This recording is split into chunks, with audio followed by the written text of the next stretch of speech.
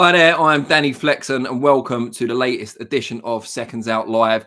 And before we get into the big stories of the week, I just want to take a moment to thank sincerely from the bottom of my heart His Excellency Turki Al-Sheikh and everyone at Ring Magazine for the award I was so grateful to win on Saturday night as the #1 boxing YouTuber of 2024. I had stiff competition, credit to KSI, credit to Logan Paul. They were the first and second runners up, I believe. M&S Toki Tiki was up there as well. Danny, what Sorry, are you on about? What are you on about, Danny? You my didn't even award. win an award. You weren't even there. No, you must be mistaken, Josh. You must be mistaken. Danny, I remember it clearly. Turkey and I, we shook hands. We even hugged. Danny, you must have had a nice old dream on Saturday night after watching the awards, because I was keeping up to date with it and I did not see you up on that stage once. Wow. So you're saying this whole scenario I've just conjured up is about as real as Tyson Fury's latest retirement? God, that's going to take a lot of getting over. But we are going to be talking about that. Not my award, whether real or otherwise, but Tyson Fury's latest decision to hang up the gloves, which was announced less than an hour ago, I believe. Delighted to be joined by Ayman Khan and, of course, Josh Hart, even though he did just crush my dreams, almost literally. Guys, Tyson Fury, we got this breaking news. We were going to talk predominantly, and we still will talk about Oleksandr Usyk, Fury's two-time conqueror, winning the Ring Magazine Fighter of the Year on Saturday night in London, not long after I received my award. But Tyson Fury has then stolen Usyk's thunder to an extent by announcing his retirement. Not the first time he's done this, said he was walking away from the sport. Ayman, what do you make of it, first of all?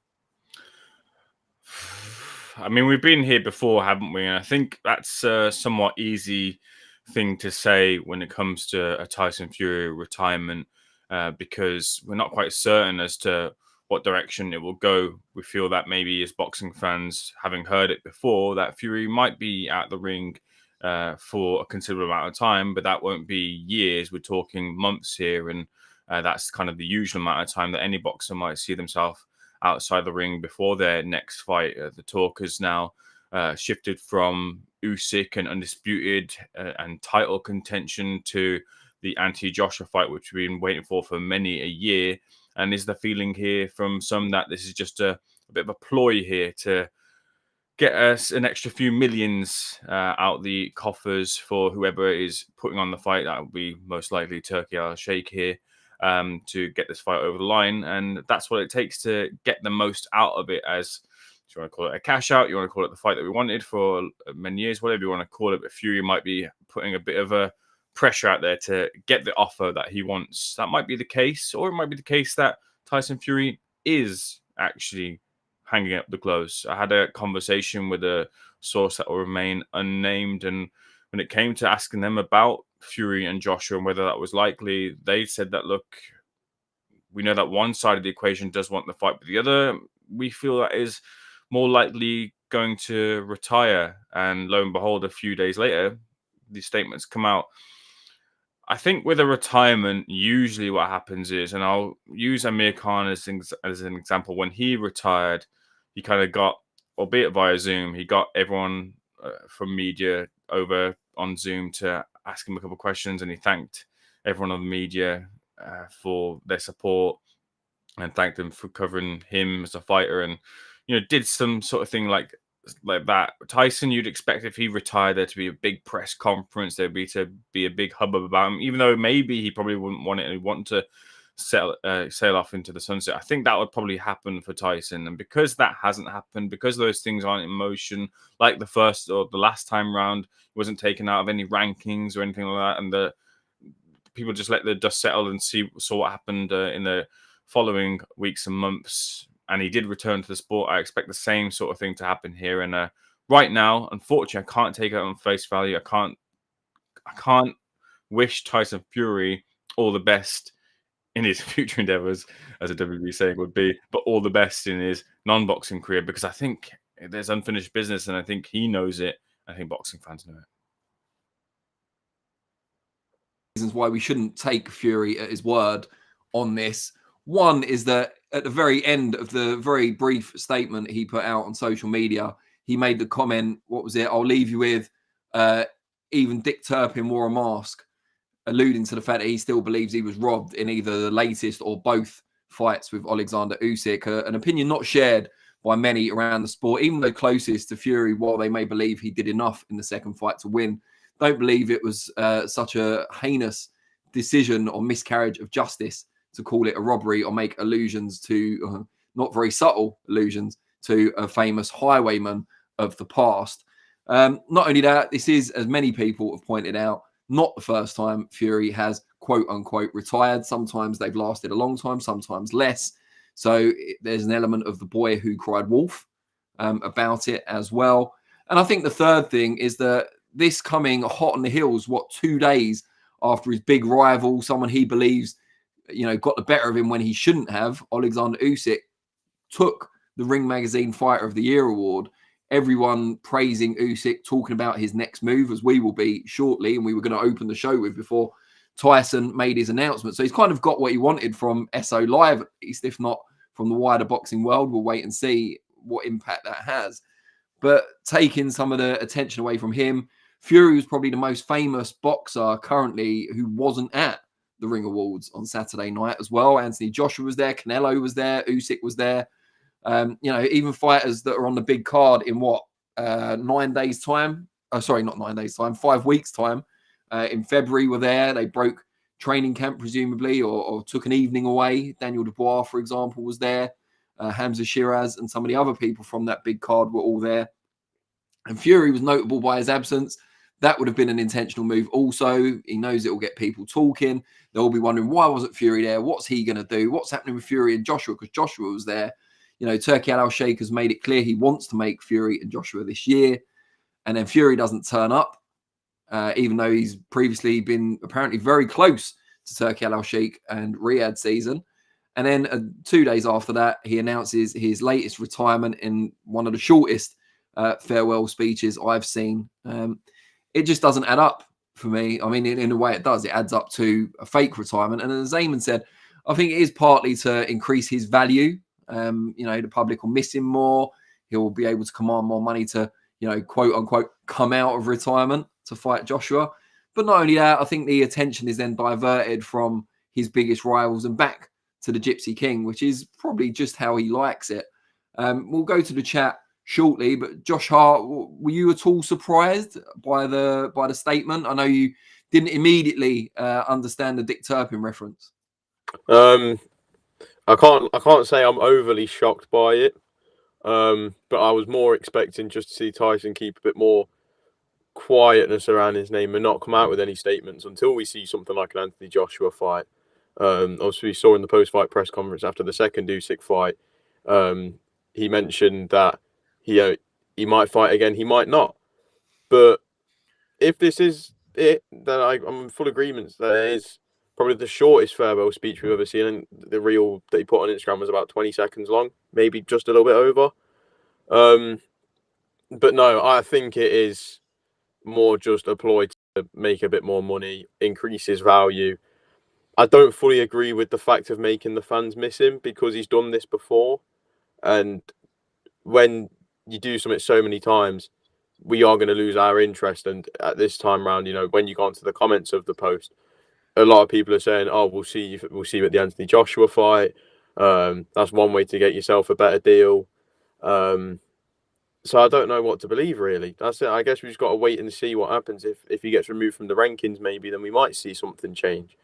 But right now, I don't believe we're going to see Tyson Fury retire. I think there's unfinished business, as mentioned previously. I think this Anthony Joshua fight is something that has to happen before either of them can retire in any form of, I guess, say, having completed it all. And before we go to the chat, Josh, am I right in thinking you didn't immediately grasp the Dick Turpin reference because you weren't alive when? Nope, I was not. I was not alive. I wasn't born. I had no involvement. I actually had no clue until you showed me Raheem's thing that we put in the video that's out now. It's because Raheem and I are a different generation. We were alive. we were robbed by Dick Turpin. Yeah, see, I was robbed of the knowledge of Dick Turpin. So you were. We've by made your it. Parents, they waited too long. We're there eventually. We've made it eventually. You learn something new every day, and that's what I've learned today. So, can sleep peacefully tonight knowing I've learned something new.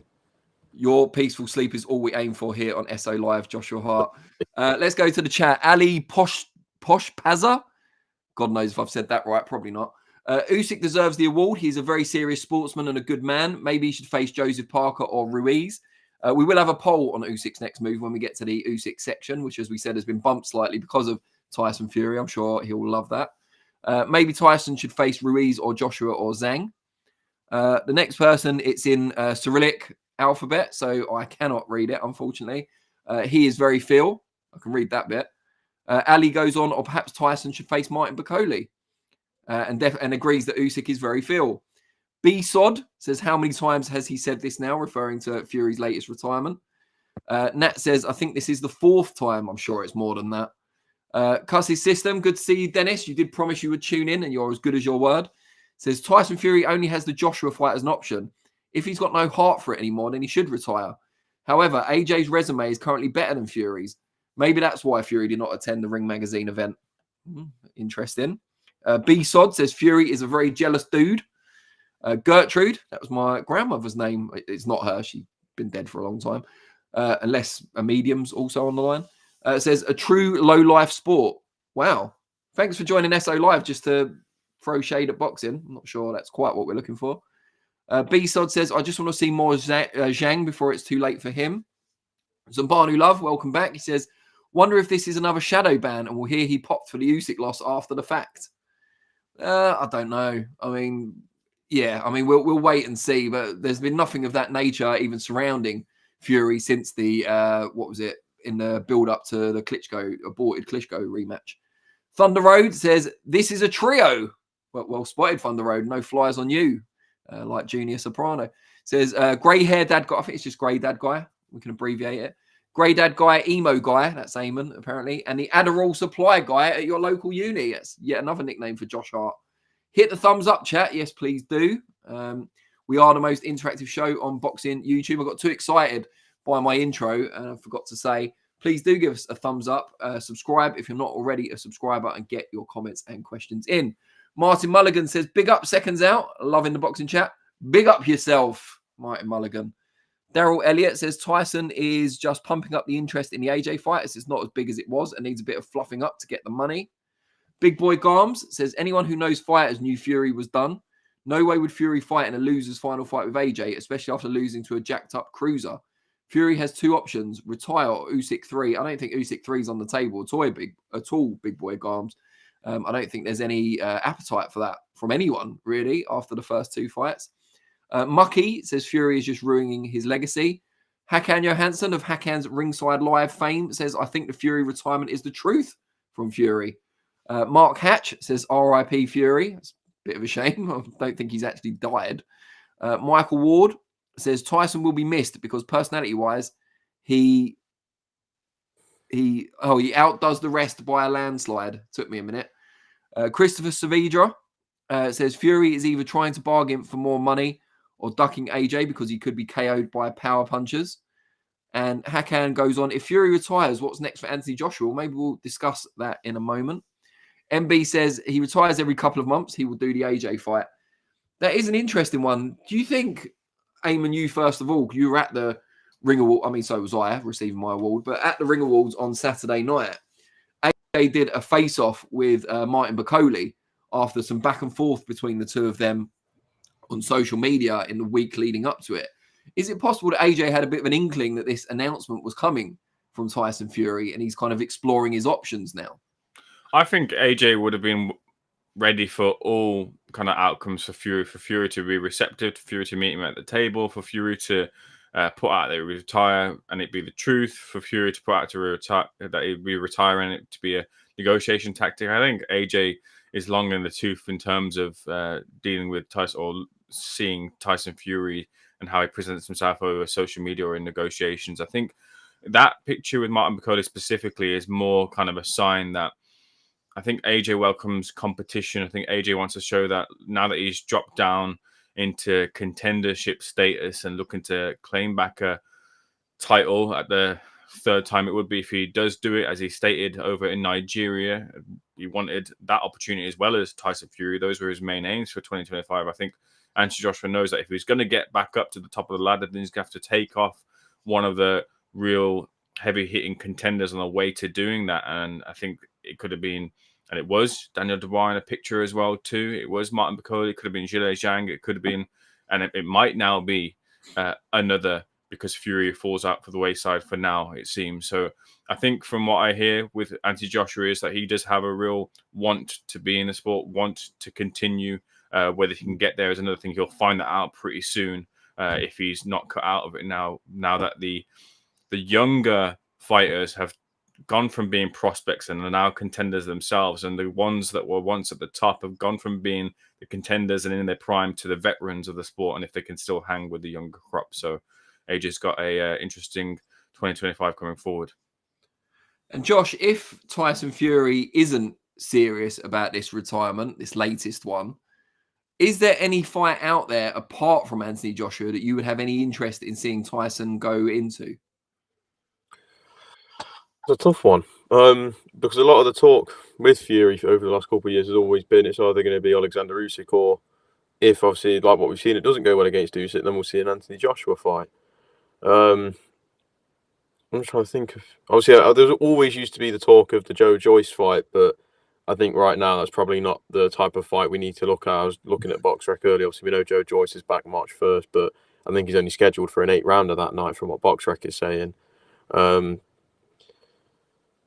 I guess we could maybe someone like Ajit Kabayev. If Fury wants to get himself back into world title status, look at those fighters that are having those final eliminator fights, those interim title fights. Obviously, we've got Zhang versus Kabayel coming up for, I want to say, the WBC interim title or final eliminator. I'm pretty sure it's the interim though. Maybe look at someone like that. I think they're both winnable fights for Fury. By no means is Fury completely finished. He's only lost 2 fights in his career, and it was to what I'd have to say is the greatest heavyweight of this generation in Oleksandr Usyk. There's no shame in losing fights like that. So there's definitely still a lot that he brings to the table. It's just who brings what Fury wants. I think that's how it's always going to be for the rest of Fury's career, is he'll get what he wants. Even if he's got to go about doing a fake, maybe it's not a fake retirement, if this is just a fake retirement, and he wants more money, he'll get that eventually. They'll come knocking at the door, they'll come with a contract, and it'll be showing him probably more money than what he's seen so far for an Anthony Joshua fight. So I'd say the ball's in Fury's court, but I don't know who really brings a lot. I guess we could say someone like Fury versus Bakole. Bakole's making a lot of noise and calling everyone out. I know he wants the Anthony Joshua fight, but I wouldn't be against seeing Fury versus Bakole if we really want to see what he's about. And we know that he's got the FA Jagba fight, but let's say Fury does want to come back, and AJ might already have a fight scheduled, because Matchroom aren't going to hold up AJ's career by any means for a Fury retirement. They'll keep moving AJ's career and get him back in the world title contention. So maybe a Bakole, a Kabayel, a Zhang would be interesting. What about Klitschko for either man? I don't know. The long-awaited Fury-Klitschko rematch. I don't know. I mean, you can't sell it on the basis of the first fight, that's for sure. Mm-hmm. One of the most forgettable world heavyweight title fights in history. But yeah, I mean, I don't know. I think I'd need to see Klitschko in a warm-up, like absolutely destroy some, like a Tom Schwartz, Sufa Safari level fighter as Fury did, just to kind of get that appetite back, his right hand still as good as ever, that kind of thing. I think, just coming out of inactivity straight into it, yeah, I wouldn't be excited about that necessarily, but I know Turki Al-Sheikh's been quite keen to convince Klitschko to make some sort of comeback, I believe. So it'd be interesting to see if that happens. It's a weird one with Fury because, if we're to believe the retirement is genuine, is it simply that he cannot accept that he's either not the best heavyweight of his generation, or that he got beaten by someone who was and still is really body composition wise a cruiserweight? He was so certain he was too big, too strong, too gifted for Oleksandr Usyk. Maybe it's just that struggle to accept that he was wrong about that, because he can't accept that he was, fairly judged on the scorecards. And maybe now he can't, he doesn't have the appetite for the boxing game anymore, knowing that he'll never, because he probably won't fight him again, he'll never get the chance to beat Oleksandr Usyk now. So even if he, has that mega money fight with Joshua, and wins, you could say, you know, he was the best UK heavyweight of his generation, but it will never be the best heavyweight in the world of his generation. And that must be a pretty bitter pill to swallow. Let's just go back to the chat. I think a few more have come in. Dennis Cuss's System says Hearn was asked if Fury does retire, what next for AJ? And he said that the winner of Dubois and Parker next. I mean, you would hope that AJ would have a fight in the interim, though, because I think they wanted to bring him back in April. The Dubois-Parker winner won't be ready to go again after fighting in February that quickly. Also, I wouldn't like to see AJ go straight back in with Dubois if he wins, or a resurgent Parker. I think he could do with a fight in the interim, especially if he's sticking with the same team, Ben Davison and the crew, and getting used to working with them a bit more. A lot of people saying, hello, boxing fans, smash that like button. Hey, good greetings, everyone. Thanks for all the pleasantries. Barry Scott, silly bang. A few people get that. Josh Hart obviously wasn't born. I get that one now. I understand that one. I'm not that young, Christ. Just checking. You're an amoeba. No, an embryo. That's what I meant to say. Barry Scott, anyway, no mention of Silip Bang, says, no man born from his mother can beat me, said Tyson, but he just cannot justify he lost to the man that outboxed him. B-Sod says, I'm so excited to watch Itauma's career. I assume that's Moses rather than Carroll, although I think Carroll still has a lot of potential rebounding from that initial defeat. But yes, I think we're all quite excited about Moses Itauma, although, as we've said before, I think he's only got until April to break the record as the youngest world heavyweight champion of all time. I imagine Kubrat Pulev's phone may be ringing off the hook in Bulgaria right now. MB says Fury versus David Price is finally marinated. Which, Ayman, you interviewed David Price last out of all of us, didn't you? You need to get in touch and see if he's game. I'll ask him. Yeah. MAW. Oh, no, sorry. There's one before that. Just bear with. I expect Team Itauma to chase Pulev or Triple D Parker winner to eclipse Iron Mike as the youngest heavyweight record. Yeah, I mean, Triple D Parker won't be ready in time for Moses Itauma to break that record. It needs to be by the end of April. So, yeah, I think Pulev's the most likely. I'm not sure. He's probably asking a lot of money to come over here and defend the belt against Itauma, which a fight that does absolutely nothing for him aside from financially. MB says AJ is still the money man in the division. They would definitely do the AJ fight. Sorry, go up a bit because I've missed a few here. Big Boy Garm says AJ's in it for the money only. He will fight for the right price. Fuck the ladder. He's on the way out and taking fool's gold. MAW says if AJ versus Fury is gone, AJ versus Bakoli or Zhang are good options, in my humble opinion. Usyk versus Triple D Parker winner for 2 times heavyweight undisputed is my next preference. Chris Saavedra says, I doubt the winner of Dubois Parker will fight AJ next. The winner will undoubtedly fight Usyk for undisputed. I mean, Usyk and Dubois had that face-off after Usyk beat Fury for the second time, didn't they? So I think that's definitely on the radar if Dubois gets past Joseph Parker, which is by no means a formality. Cuss's System says, Josh, it has been noted that Turkey is trying to tempt Klitschko out of retirement to fight Fury. We've talked about that. MAW, I know we've done that one. Chris Saavedra goes on to say, Fury can make many excuses and gaslight people into thinking he won both fights against Usyk, but there is no argument against a possible KO loss to AJ. I see what you're saying. So in other words, you know, yeah, you can say, well, the judges were against me. I didn't really lose those fights. But if he gets knocked out, there's no coming back from that. There's no safeguarding his reputation against the knockout to his most hated and long-time rival. Big Boy Garm says, this guy doesn't understand top fighters. Losing to anybody is a disaster, let alone a jacked-up cruiser. I'm not sure which of the three of us he's referring to, but you're wrong, Big Boy Garms, on all counts. B-Sod says, I hope that's the case, MAW. And then MAW says, Vlad should stay in retirement, in my opinion, but if he does return, maybe a tune-up versus Wilder. I'm not sure Wilder's been reduced to tune-up status just yet. Dylan Tring, who is, a good friend of Josh Hart. We still calling him your friend, Josh? Still don't know who this man is. All right, Josh's best mate says, Wagwan. Thanks, Dylan. I'm getting a picture of the type of people / reprobates that Josh Hart hangs out with via this live chat. B-Sod says Vlad has nothing to prove. Chris Saavedra says, if Turkey wasn't in charge, I would agree, but Turkey wants legacy fights and he will put in more money for undisputed than an AJ fight. Leonard Charles says, not everyone will be heartbroken if Fury retires. He is a glutton for attention anyway, and when Usyk beat him, he wasn't the talk of the heavyweight division anymore. Ahmed Diallo, I think Fury will win against AJ. MB says AJ sells more pay-per-views though, and if the fighters are on a split of the pay-per-view, then AJ brings the money. And then MAW says, would AJ versus Wilder still sell in your opinion? Ayman, do you want to take that one on first? AJ against Wilder, still a market for it? I think it does sell. It's a steep drop from where it was, but you can build Wilder back up if he gets like a big knockout. I don't think it would take one against a credible enough opponent to kind of just start banging the drum for Deontay Wilder again. If you look at it from a matchmaker's point of view, to then quote unquote feed him to Anthony Joshua, I think Wilder, in the sense of promotionally and as a fighter, is somewhat faded now. At least we've not seen evidence. I think his determination is still there, but him as a force it isn't what it once was. So would need some build back up. But the interest, would it be there? It's the cliche of heavyweight boxing, because of what the two guys bring to the ring. It's a don't blink moment. And the idea, and knowing that Anthony Joshua is still vulnerable, and knowing that Deontay Wilder, through those 3 fights against Tyson Fury, has and will land on you at some point, unless you get him out of there before he gets you out of there, then you know there's that jeopardy, you know there's that vulnerability. So there is still the potential, there is still the attention it would get and garner, but not as much as it used to be.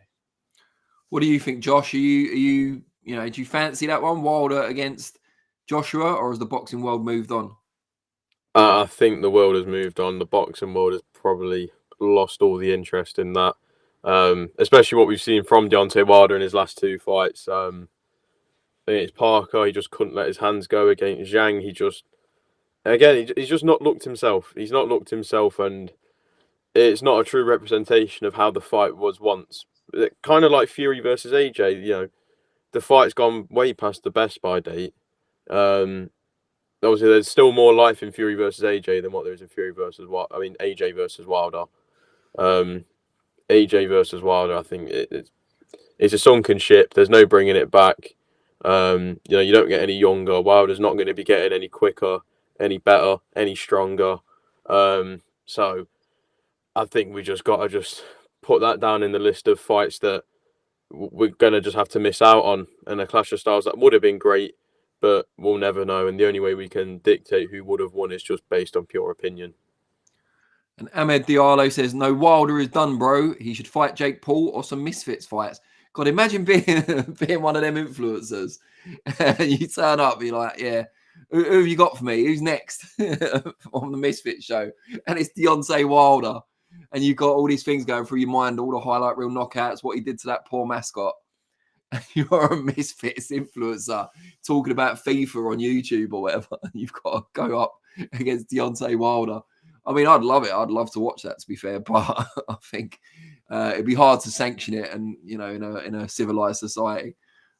Barry Scott is back again. He says, "Why would Usyk risk his unbeaten record for Fury to prove his point? Would you?" Hakan's Ringside Live says, "Is any one of you in London for the Beterbiev versus Bivol presser at 5 p.m?" Well, Hakan, the fact that we're all here live at 4:30 p.m, none of us in London currently, probably answers that question for you. However, Frank Trevitt and Radio Raheem are already there and waiting for the press conference to start. So we will have plenty of content coming from that presser in due course. Big Boy Garm says, Wilder found his level. Guy gets wiped out whenever he fights non-Americans. Wilder was an American myth. Cara Francesca's here. She's just pulled over on the M1 for this, Josh. Hopefully onto the hard shoulder, not in the middle of the lanes. Thunder Road says, talking to Ahmed Diallo, is Garnacho cleaning your boots now? Brilliant. Cara Francesca is accusing Josh of lying now. Josh, you're gonna have to deal with this, mate. We can't have this disrupting the live this week. So you're gonna have to take your friend / enemy into a quiet kind of metaphorical room and deal with it. MAW says, what is happening with Triple J? How about AJ versus Ruiz 3, but Cody versus F8 Ajagba set? Yeah, I believe it's over the line, but they first said the F8 Ajagba fight was done around a month ago now, and it still hasn't been announced, which is obviously a bit of a concern, but maybe they're waiting for the right date. I'm not sure. Triple J, I assume you mean Juggernaut Joe Joyce. I'm not sure. I thought there was a chance, a concerning chance, as we discussed last week, that they try and serve him up to Moses Itauma. I hope that's not the case. but apparently he is coming back early this year. Ahmed Diallo, taking a break from the boot scrubbing, says Dubois versus Parker is a good fight. And Thomas's Games YouTube says, evening, guys. Eubank Ben, April 26th, Spurs Stadium.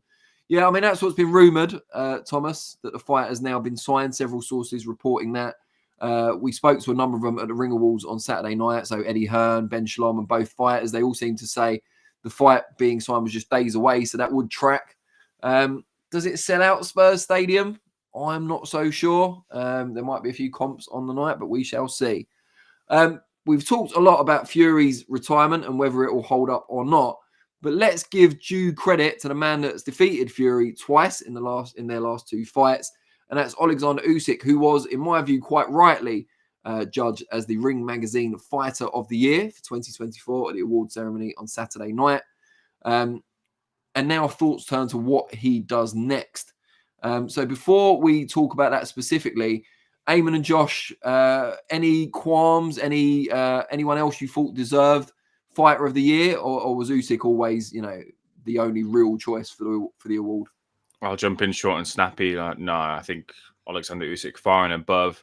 I think when you have two high-level fights, sure, one's a rematch against the man you've just defeated, but it's still two high-level competitive fights against an undefeated fighter, and the second time the fighter that's only been defeated by yourself. When you're contextually adding that you're raising yourself from, sure, he's been established at heavyweight level, but his accomplishments at cruiserweight, and then giving up the size advantages as well too, and the history of being undisputed heavyweight champion and a pseudo defense of that undisputed titles, sure, as the IBF dropped out for the unified titles at that point. I think all that encompasses Fight of the Year for Oleksandr Usyk. Josh, any complaints? Not at all. If people watched the 2024 awards video that I produced, you would have known that my Fighter of the Year for the video was Oleksandr Usyk. There was no one that I believed deserved it more. Like Ayman said, two high-level fights, two great performances, two great wins, proving that he's the best heavyweight of this generation, in my opinion. Again, short and snappy, no one deserves it more than Oleksandr Usyk. And as I said earlier, we're now talking about what Usyk's going to do next. And that was the original thumbnail topic for this episode of The Live until Tyson Fury made his bombshell announcement. But we are still putting out a poll. So we're asking you, what should Oleksandr Usyk do next? Mod Father Vinny has put that up now. Should he face the winner of Dubois against Parker? Should he instead face the winner of another? Is it a final eliminator or is it an interim title clash between Ajit Kabayel and Zhilei Zhang? Should he drop back down to cruiserweight as he's talked about doing before? Perhaps end up meeting Jai Opataya down there? Or should he sail off into the sunset, having proved beyond doubt not only the best heavyweight of his generation, but one of the best pound-for-pound fighters around in this era? So we've put out the poll. Let's go around the room, if you like, the virtual room, as it were. Ayman, first of all, out of those four options, and feel free to add one of your own at the end, what would you like to see Usyk do?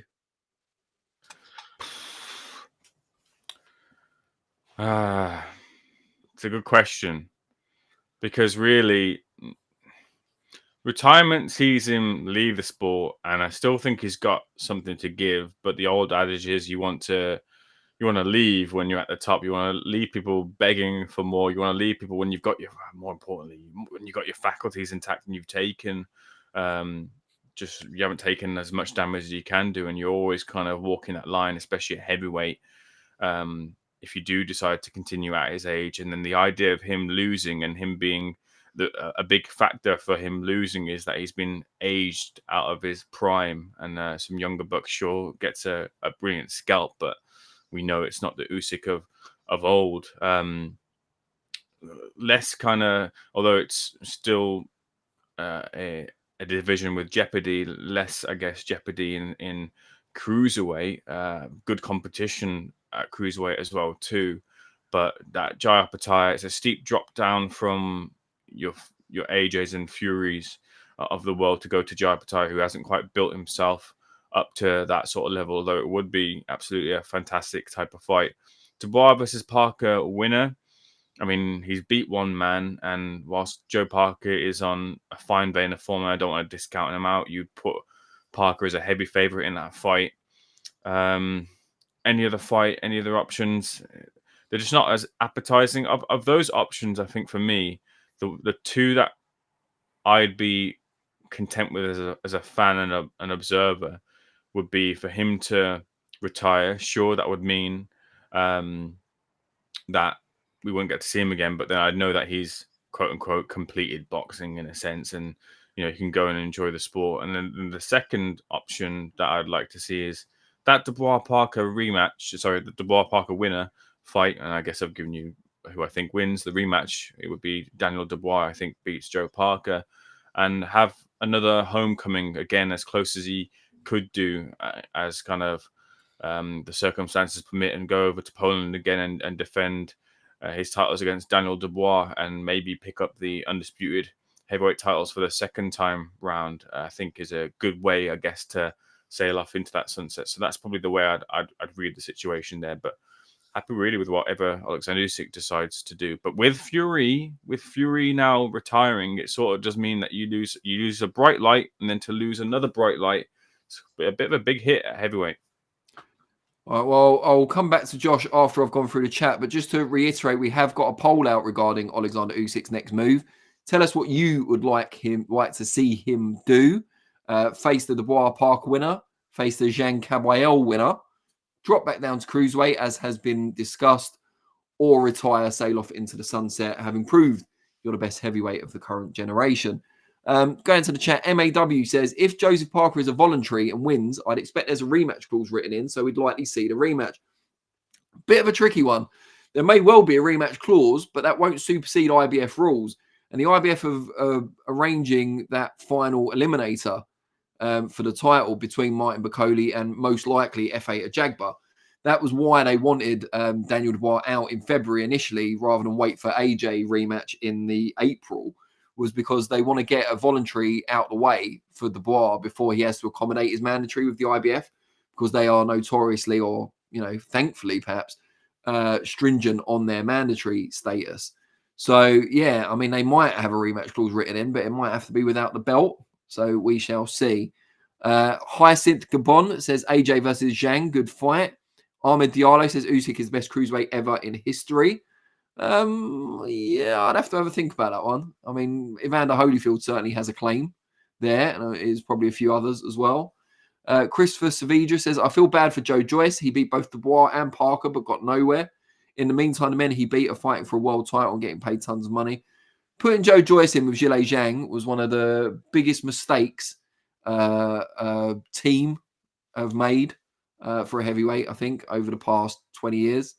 And I don't mean that to be horrible towards the people involved. I've got nothing against people at SJAM or whoever Joe was working with at the time. They felt they had to do it, and they certainly had to do the rematch once he lost the first fight to regain his status. But I don't think they should have accommodated Zhang first time around. I know it's easy to be smart after the event, but I think most people made Zhang the favourite going into that first fight. Just was all wrong for Joe Joyce. But again, even in the build-up to that first fight, I kind of fancied Joe to pull it off. And he fell apart quite alarmingly in that contest. So, it's easy to be clever after the event, as I say, but that does seem to be quite a big mistake in hindsight. Barry Scott says, Usyk is a real champ, rightly deserved. Thunder Road says, saw a clip of Troy Deeney's goal against Leicester to send Watford to Wembley promotion final. Pretty sure I saw a young Ayman running and slipping on the pitch. Can he confirm?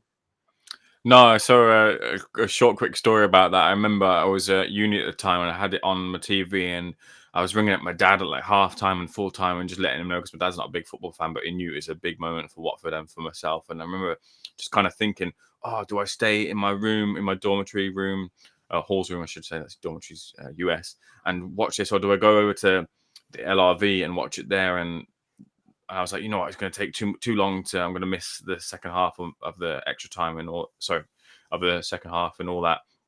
So I ended up staying, and I was just jumping up and down in my room. And I called my dad. I was like, we did it. It would have been a better moment maybe at the LRV as well. You just recreated it there. Brilliant. Yeah, but it was up Verve, not LRV. No, whatever the other one was. Anyway, but I was in my halls jumping up and down as opposed to at Vicarage Road. So in short, to quote Shaggy, it wasn't me. It wasn't you. Ahmed Diallo. Oh no, that's a reply to someone else. MAW says Usyk is definitely fighter of the year for me. He's inside the top 10 all-time great heavyweights, in my opinion. Ahmed Diallo says, I think Usyk, if he wants to continue, should fight Dubois and go back to cruiserweight and collect all the belts there, then retire. I mean, when you say it in one sentence, it sounds easy. But he shouldn't fight Italma. Cuss's system. Dennis says Usyk to fight Daniel or Parker and then retire. If he was 32, continue. However, 38, nothing else to prove at this age. Father time has caught up with him, in my opinion. Yeah, 38 is pretty old, I guess, says the 43-year-old. Big Boy Garms. Usyk has too much easy money on the table. Might as well bang young pretenders up while Turkey is paying the big pounds. MAW. I thought it was likely Usyk, Canelo and Beterbiev would retire off their next undisputed fights. If Canelo versus Bud is set, that likelihood is now off. Chris Savija says, fighting the winner of Dubois Parker is a no-brainer for Usyk. After that, he could go back to cruiserweight as he wanted and try to become undisputed again in 1 or 2 fights if Oppenheimer unifies. John Donny says, I'm tired of every title fight having to include a British fighter over and over again. He beats Dubois easily. I mean, Dubois is a champion, though, in his own right? It's not that he'd be granting Dubois a shot at his title. It'd be a unification. If Parker wins, then a unification would be cool. If Dubois wins, then Kabayel Zhang winner. Mark Hatch said, Usyk going back to cruiserweight would be the dumbest decision ever. Dumber than Joe Joyce against Zhilei Zhang. Usyk is old now. You can get away with dropping your weight in your 20s, not in your late 30s. Yeah, we have seen issues with fighters doing that in the past. Roy Jones, Chris Bird, both come to mind. So that's a valid point. Leonard Charles says, I think the young emerging heavyweights will fight each other, unlike the ones who will soon be gone. And that's the best news the division could offer fans. Lou Brown says, is this bait? I hope this isn't true. I think of Tyson as a better character than this. Yeah, I mean, he certainly says he's retired from boxing as of about 2 hours ago. Whether that's a serious proposition and whether he sticks to it is another matter entirely. MAW says Usyk is the best example of world champion, having beat so many undefeated champs in their own backyards. Yeah, on the way to the WBSS and undisputed cruiserweight glory. He fought away in every fight, actually. Should retire after if he collects 2 times undisputed at heavyweight. Leave everyone wanting more, like you say. John Donny says Usyk over AJ, Fury, Dubois. Buster B says Tyson Fury will go down as the biggest scam ever to be imposed on heavyweight boxing. I mean, Don King had a lot of involvement in heavyweight boxing. We'll just leave that there. Lou Brown, Parker will win, then Usyk will beat Parker. Then what really else is there to do? He retires the GOAT. It sounds pretty good to me. Ahmed Diallo, I think Usyk will beat everyone in cruiserweight, but I don't know about Italma. He looks hungry and so young. Oleksandr Usyk just retire at the top, says too quick to see.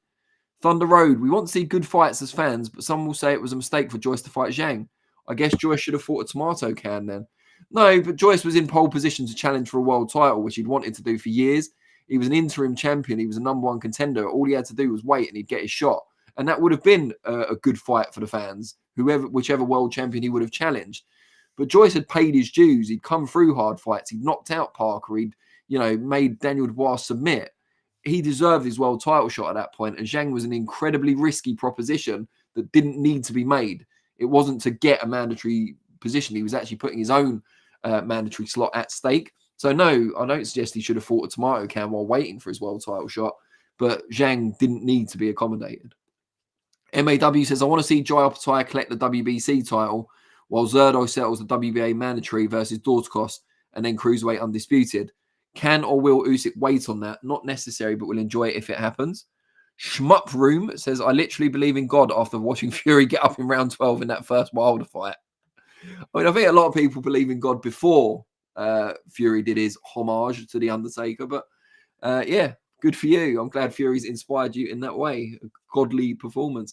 Hakan's Ringside Live. Joshua versus Piccoli had a stare down at the Ring Magazine Awards. Could we see Joshua versus Piccoli in Africa now? Hakan, tell us you didn't watch the start of the show without telling us you didn't watch the start of the show. We've had that thread already. You can watch it back though. It will be on replay. Ahmed Diallo says, so this Park fight isn't for the belt. No, it is for the belt, but it will be the last non-mandatory that Dubois will be allowed, I think, by the IBF. So a rematch may not be for the belt. Zambanu Love says, if Derek Chisora, any version of the 3, is in your top 3 wins, then surely you're out of contention for being an all-time great. Are we talking about Usyk here? Because he wouldn't be in the top 3 for Usyk's best wins, unless you mean just at heavyweight. And even then, I'm not sure if he would. I suppose he'd squeeze in just because of no, because Usyk's beaten Joshua, Dubois, and Fury. So no, he wouldn't be in the top 3. MAW, I was scratching my head on why Triple J took that Zhang fight too. Oh well. Buster B, always good when the drugs can get out of creeps sleep in round 12. Not sure what that means. Barry Scott, Tyson just making headlines to get his popularity back as he's lost all respect after Usyk beat him. Full of shit is Fury, a disgrace, I think he's trying to say, to the sport. Stay retired.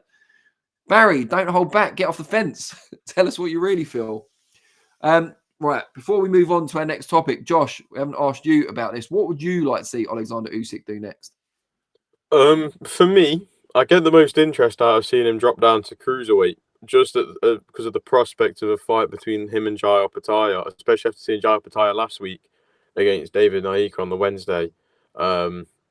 We saw how good Opetaia is once again. My only point is, again, subpar opposition that, are they really at world level? I don't think Naika was ready for a world title shot in the slightest. But he still did what he needed to do. He went in there with just a relentless mindset. And after seeing that, once we see Opetaia go and chase those other belts, I think the Usyk fight is something that could be a real spectacle. I think it's something that could be really interesting. But whether they meet at cruiserweight or they meet at heavyweight, I think that's the fight to make eventually somewhere down the line, depending on how much longer Usyk can go on for. But let's say Opetaia moves up, then there's no point going down to cruiserweight because there's not a lot in the cruiserweight division, if we're being truly honest, compared to what's at heavyweight. So for me, my top 2 would be drop down to cruiserweight if Opetaia is there, or I'd like to say the winner of Zhang versus Kabayel. To be honest, I'd really like to see that. Obviously, Ayman made the point of a rematch between Dubois and Usyk in Poland. And I don't think we'll get Dubois to go back to Poland. I can't see Frank Warren letting Dubois do that. I think they'll do everything they can to get a rematch in Saudi or even the UK, but I can't imagine we'll get an Usyk Dubois 2 back in Poland, especially after the controversy in the first fight. So I think Usyk versus Kabayel could be a great fight, though. I think I fancy Kabayel to beat Zhang. So if we could get Usyk versus Kabayel, while there might not be as much of a name value to it, I do think it would be a really intriguing watch. I think Kabayel's up there as one of the best heavyweights on the planet at this point. So if we're going to get that or Usyk versus Opetaia, I'll be a very, very happy man. Just before we move on to the next topic, a big thank you to MAW, who appears to have given us a $10 super chat, which we really appreciate. He says, contribution to Appreciation Fund, subscribe, share, and smash that like button, please, folks. Cheers, MAW. Much appreciated. Anyone else who wants to get on the super chat train and swell our coffers, no euphemism, please do. Right, I'm going to do the journalistic equivalent of setting fire to a bag of shit and leaving it on someone's doorstep. In this case, Ayman and Josh's combined doorstep. What a way with words, huh? Yeah. I'm about to go and drop my son off at his kickboxing class. I will not be returning to this episode of The Live, but we are moving on to topic number 3, and it's a very controversial one, so good luck, guys.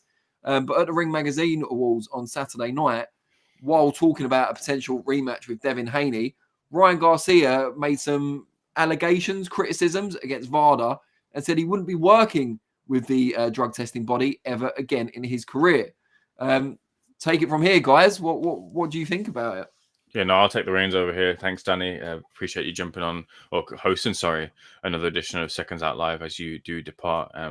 Me and Josh will take over the reins for now. So, yeah, this is a very interesting topic, especially in the wake of a potential rematch with Devin Haney or Gervonta Davis, who ruled him out of a rematch with Ryan Garcia unless $150 million was put in front of him, whether that be the figure to get him over the line is another thing, or if you see Ryan Garcia in a ring this year is also another thing. But I think for me personally, what it does do is if you're a boxing fan and observer, whenever it comes to these situations with drugs testing and coming back to the ring, for any of the recent cases that we've had in the UK or the US or otherwise, I think the best way you can show confidence in someone who you're selling a ticket to, a reporter who's covering you and the sport, a promoter who's looking to promote you, your trainer who's training you, whatever it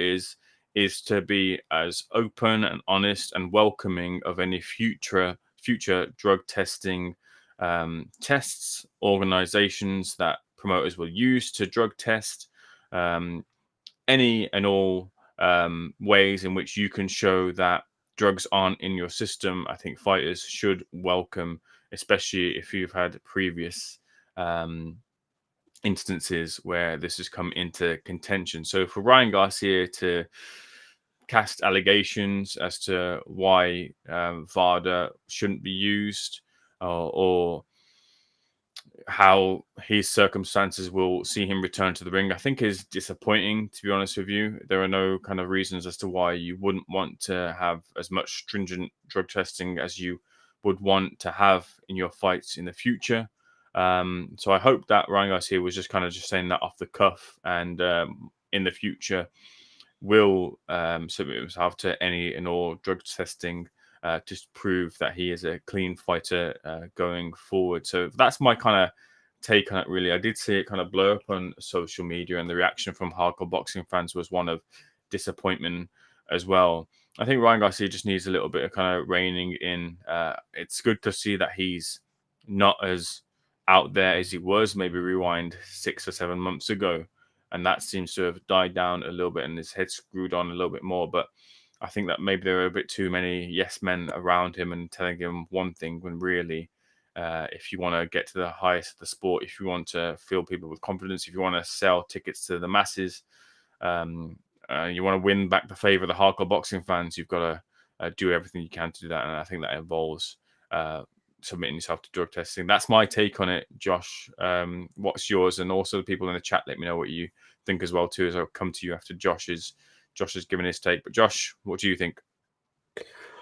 I think this could be something Ryan Garcia is using to possibly build a bit of hype again, maybe around his name. Obviously, not being in the ring now since that win now overturned to a no contest fight against Devin Haney.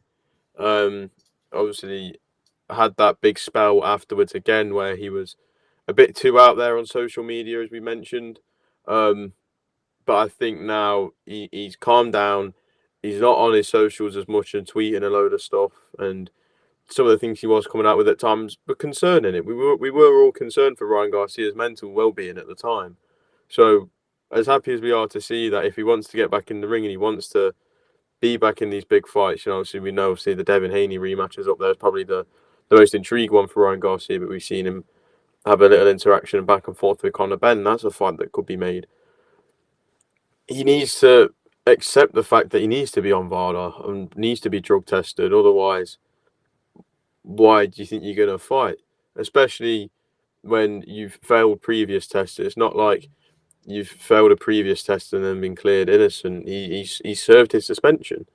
He's just gone on with it. So if he was so adamant that he was clean, why did he not go through an appeal? Why did he not get proven innocent and have the suspension lifted early? So I think now as well, we're at that stage where if the suspension is kicked in from the fight date, by the time we'll have a fight made and camp will be over, that suspension would have been lifted anyway. And from what I know, this could be wrong, but he can still negotiate fights for May now, because by that point he won't be suspended anymore. He can fight again. So yeah, I just think he's using this as a little ploy to draw some eyes to his name, which he's done successfully. A lot of people talking about him.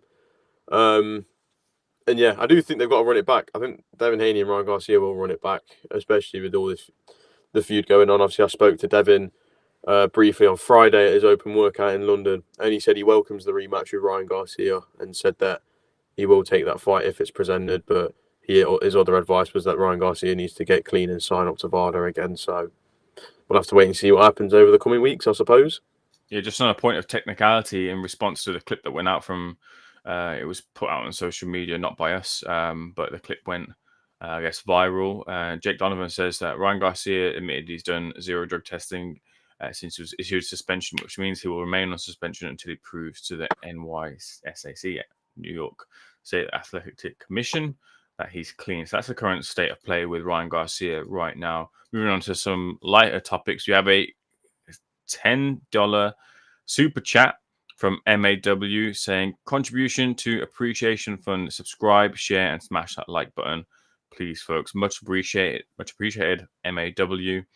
Sincerely concur with your thoughts here as well, too. And it's a small little, I guess, birthday present as I head towards my birthday in a few days' time. So thank you for sending it over, although it won't go to me, but I appreciate the sentiment nonetheless. Lou Brown, I'm not sure if Danny got to this, but I will read this out just quickly. He says, Fury shouldn't retire, should just fight AJ, and if he wins, just have another go at Usyk. I don't know why he's such a baby about it. Usyk did a number on the man's mental for sure. Fury should be looking at AJ and how AJ holds himself after losses. Well, AJ did have a big, I guess, Josh Hart's generation will call it crash out after the second loss to Oleksandr Usyk over in Saudi. I was there in attendance, and it wasn't the most comfortable of moments. Amadiallo says Okoli versus Usyk. The crash out, there you go. You've mentioned that there as well, too. Amadiallo says that Ryan Garcia is a clown. MAW follows up saying 2:15 a.m. here in Australia, just as well. I'm not working tomorrow because I'm injured. If I go quiet, I've crashed. We appreciate your listenership, MAW, that's for sure. Thoughts on McCann popping for anabolic steroids? I saw the two substances that have come out as to what it was that Dennis McCann had popped for. I've not done enough research as to what they are and what they mean, how they're administered and such. I've seen the response from, I think, the British Boxing Board of Controller now doing a investigation or looking into his doctor more closely. But once I've done that research, I'll give more of a comment then. But I'd like to withhold just for now, as I wouldn't like to give an uninformed opinion on it all. But just in a brief and basic sort of way, it's obviously a shame whenever any fighter fails a test. But right now, they're like, we're going to ask Frank as to the latest with it. There just isn't that much with it. At least then there wasn't got the information as to what the substances are. But I need to do a bit more on that before I can comment on that. Shmup Room says Conor Ben is also a clown. Not a big fan of Conor Ben or Ryan Garcia. Red Black Titchy says we will miss Fury. Joe debating about AJ holding himself after losses as well. The whole heavyweight division gasses out at round 8, averages around 4. Zhang admitted, and we've seen that his gas tank isn't the best. MAW says, I have faith Turkey will convince Haney to drop lawsuit and settle it in the ring with Ryan. Not the biggest fan of Ryan's antics, but understand that accomplishments matter, but popularity sells. That's true. Christopher Saavedra says here, China's huge market based on population alone. The possibility of Zhang having a fight over in China, I think that will happen. He's a champ, utmost respect. Agree with Josh, Amadiallo does. On what, I'm not too sure. Buster B says, we don't need their market. It's better to host it in Europe. China can go take a hike. I reckon we'll see a fight in China. That's for sure. I'd love to go over and have a report on a fight in China. I've got a number of Chinese friends who I spent in halls with, so love to reconnect with them. Crash out for sure, says Lou Brown. That's what it was. I'm just happy AJ's still going. I think but I asked Frank Warren as to, does boxing need Tyson Fury? I think boxing might need Anthony Joshua as well too to keep going, and it seems like he wants to keep going as well. So Barry Scott says AJ versus Fury mean whoever loses carried over. I'm not quite sure what you mean there. Fury retires, he'll come back possibly. Like to see some of these fighters hang it up for good as opposed to come back and not kind of feel that they've got more to prove. But you never know in this sport with a number of fighters returning in some form, like we saw at the back end of last year with Mike Tyson. Buster B also says no one will miss Fury. The guy's the most uncoordinated and untalented buffoon ever. I've got to disagree with that. Absolutely a very highly talented fighter. Before Oleksandr Usyk, we were talking about what Fury could do in the heavyweight division. The way he moved was so alien from what the previous generations up until like Ali basically would move. They all kind of move in their own different way, but Fury has a DNA that won't be replicated, that's for sure. And the ability to sell, even if Fury wasn't as good as he was, the ability to sell and sell tickets, sell pay-per-views, I think he's a one of a kind in that sense as well. Fury will be, if it is that he has retired, I'm sure that Tyson Fury, his legacy will build on once he's kind of fully hung up the gloves.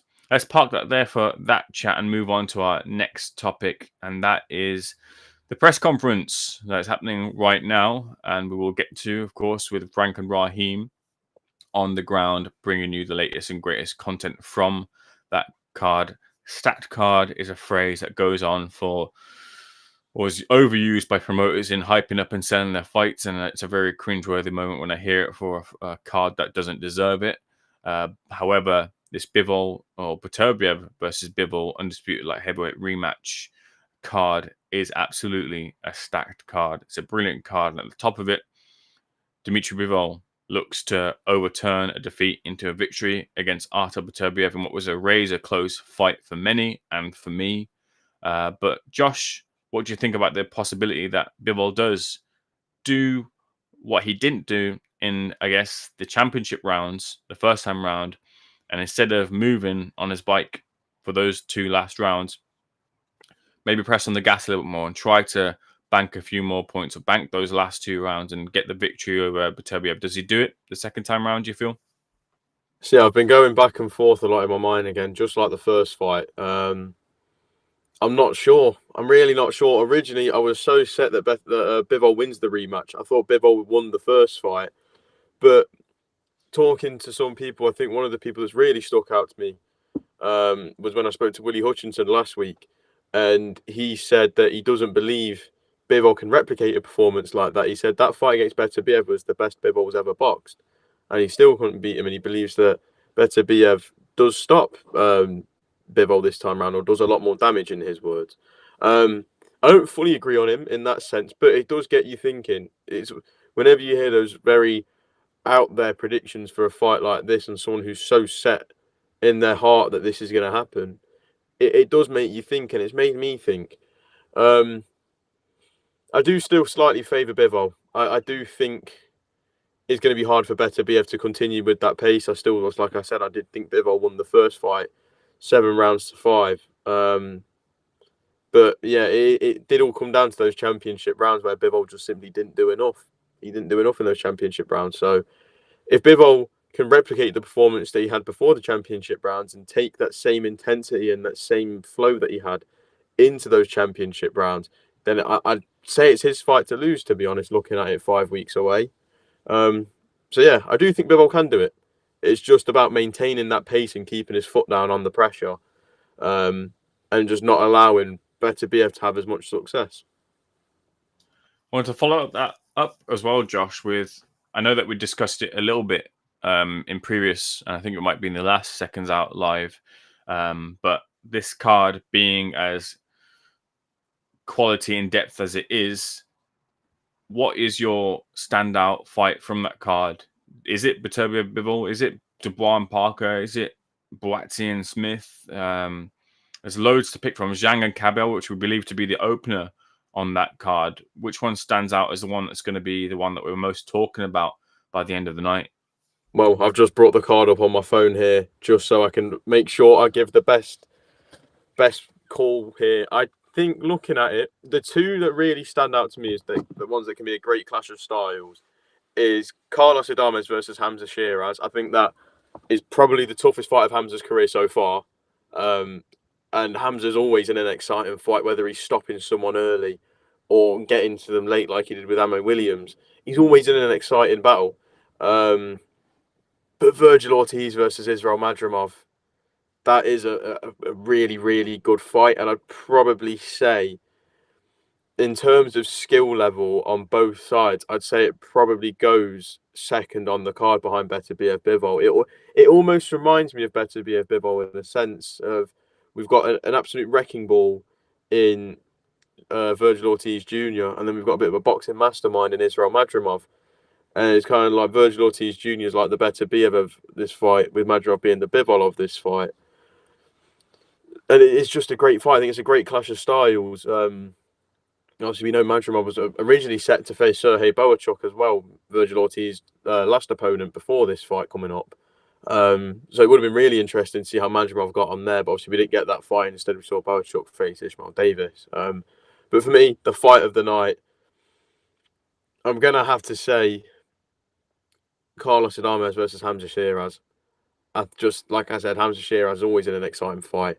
And again, I think this will be probably the most exciting But I think we might see the best Hamza Sheeraz as well. I do think this is his fight to win.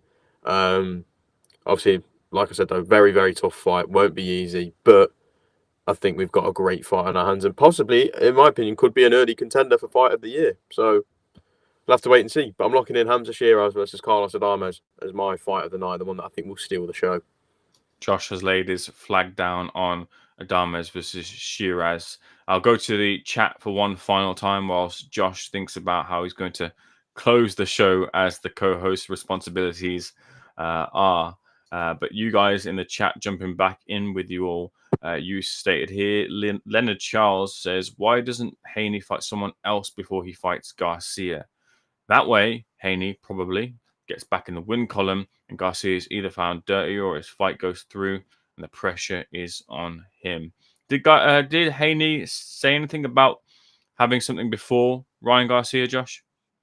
Sorry, say that again, Eamon. Cut out a little bit. So Leonard Charles is asking, why doesn't Haney fight someone else before he fights Ryan Garcia? Did Haney seem interested in anyone else other than Garcia? He expressed interest in facing Teofimo Lopez as well. That was a fight that we spoke about and we asked about. With the setup that we had on the day, we had a few fans who were able to get involved in the huddle with us as well. There was no separation between the media and the fans. So a couple fans asked, would he fight Shakur? He said he's open to that. He said he's open for any fight. The thing with Devin Haney and his mindset, and I asked him about this in one of the questions asked in the huddle, was he's always had this mindset of wanting to fight the best and the best fighting the best. And he's one of the fighters that in this era where we haven't seen as much of fights, the best fighting the best, he's one of those fighters that has actively done that and actively tried to fight the best. We've seen it when he went over to Australia to fight George Kambosos. We've seen it when he fought Lomachenko. Regardless of what you think of the controversy surrounding that fight, he still challenged himself and people forget how young he is. So there's plenty of fights out there, but I think he wants the biggest fights as well. He wants to fight the best guys, but also the fights that are going to pay him the most. And I think out of all the names surrounding him right now, I do think the Ryan Garcia one is the one that probably sells the best. He even mentioned some UK names, though. He said he wants to fight Conor Benn. He even said he wants to fight Jack Catterall, which is a name I probably didn't expect to get mentioned. He wants to fight everyone, but he want to go to Haney because it pays best, and despite the fact he's still undefeated, it is there. There's evidence online of Garcia's hand getting raised and his not. There's evidence of him getting dropped by Garcia and him not dropping Garcia. He's going to want to right that wrong, whether it's an L on the record or not. There'll be the mental scars in there of that defeat, and he now knows that feeling of defeat. And any fighter who wants to be the best wants to right any wrongs along the way, and I think that's what Devin Haney sets out to do, which is why he targets that rematch with Ryan Garcia. Rebel Tichy is set out to say Fury versus Joshua wouldn't be interesting because the winner would not be the best. Dubois versus Fury for a Usyk rematch would be more interesting if the winner would get a shot. Big Boy Garm says China's the rising power. It's taken Saudis to get boxing moving again. Europe is broken in decline. We've got some politics in here. Politics not my strong suit. Chinese fighters would be a great addition. It's just whether there's an interest from China in boxing. I don't know if it's one of the leading sports in there. I think I remember in my time when I was with the guys at uni, they talked a lot about basketball, a lot about kind of baseball as well too, badminton, but never much about boxing. Even though I had like posters of like, Muhammad Ali and stuff in my room, it was never really brought up boxing in any sort of capacity. Maybe briefly once. But no, we'll see. Lou Brown says Fury's a rare big man who moves like a cruiser. MAW comes back with element surprise for both Beterbiev and Bivol will be gone. Good point. Bivol might turn up more, but Beterbiev might too. Best adjuster wins. Buster B bust in with Bivol needs to stay in the pocket longer with Beterbiev. Dangerous play there. He was trying to punch and run too much. I had the first fight a draw at best. Beterbiev is there to be hit. Carl Voxfire says, ever played poker with someone who goes all in every hand? That's me usually. That's Fury negotiations. Turkey should call his bluff following the no-show at the Ring Awards. He'd shit himself, says Carl Foxfires. Barry Scott Usyk got nothing left to prove now, but we should see Daniel Dubois take on Usyk again for the undisputed. Schmuckroom says Bivol needs to push it more in the rematch. Zabanolev says, does T have the best 2 wins of any current fighter? Loma and Taylor. And Schmuckroom follows that up with, what a fucking card for February. What a card indeed, and we'll leave that there. What another great edition of Seconds Out Live, if I do say so myself.